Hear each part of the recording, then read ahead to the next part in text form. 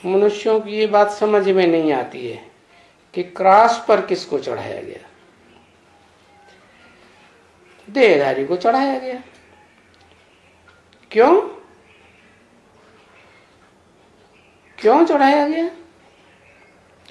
ये तो सभी वहां से आते हैं, धर्म पिताएं, परम धाम से, तो उनको कैसे चढ़ाया जाएगा? वो तो पवित्र आत्माएं हैं। फिर भी जिसमें प्रवेश किया है वो अनेक जन्म लेती हुई अपवित्र आत्माएं तामसी की ओर, तामस की ओर जाती है, तो उनकी कर्मातीत अवस्था देर में बनेगी। क्या? किसकी? किसकी? और वो कर्मातीत होकर के आई है ऊपर वाली। तो जो धर्म पिताएं हैं वो तो कर्मातीत हैं ही, एक जन्म में थोड़े ही इतने कर्म विकर्म बन जाते हैं जो सजा खाने लायक बन जाएं। तमो प्रधान थोड़े ही बन जाएंगे एक जन्म। वो तो आधे जन्म व्यतीत करें तब कहीं रजो प्रधान बने, फिर पौना जन्म व्यतीत करें तब कहीं तमो प्रधान बने। तो कर्मातीत अवस्था में है, इसलिए उनको तो सजा नहीं मिल सकती। हाँ, जब प्रत्यक्षता होती है तो इस समय में सब चुकतू होता है, सबका हिसाब किताब चुकतू होता है। किस किस का है? जिसमें प्रवेश करते हैं उसका भी हिसाब किताब चुकतू होता है। जो प्रवेश करने वाली आत्मा है उसने भी कुछ प्रवेश करने के बाद कर्म बंधन बांधा होगा कि नहीं बांधा होगा? है? बांधा होगा ना। तो जो कर्म बंधन बांधा हुआ है उस कर्म बंधन बांधे हुए के मुताबिक उसको भी कुछ न कुछ तो संग का रंग लगा है ना, कुछ न कुछ लेस तो लगेगा ही। तो सबका हिसाब किताब अपना अपना है। हाँ, बाप आकर के सब पतितों को पावन बनाते हैं। क्या सब पतितों को माने? इस दुनिया में सब एक जैसे पतित हैं या नंबरवार पतित हैं?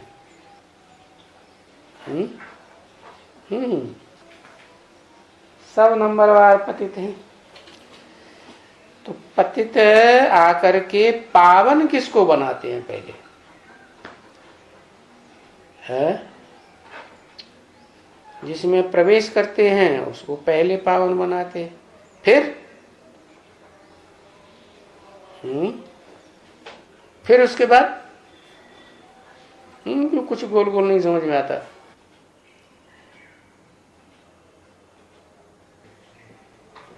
नजदीकी आत्मा कौन? नंबरवार पावन बनाते हैं। कौन है नंबर 2 में? संग के रंग में बनाते हैं। ओहो,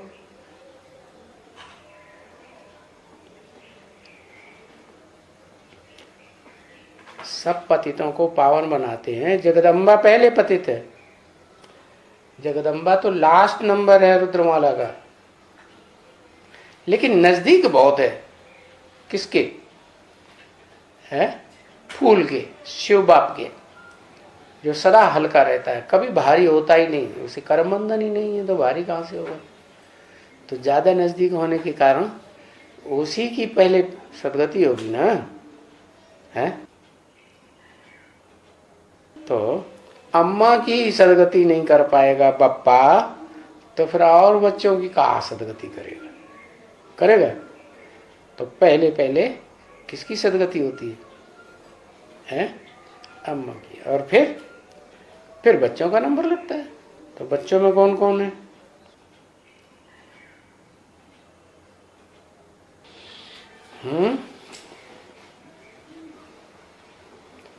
बच्चों में 8, तो जो 8 हैं वो तो रुद्रमाला के मण के।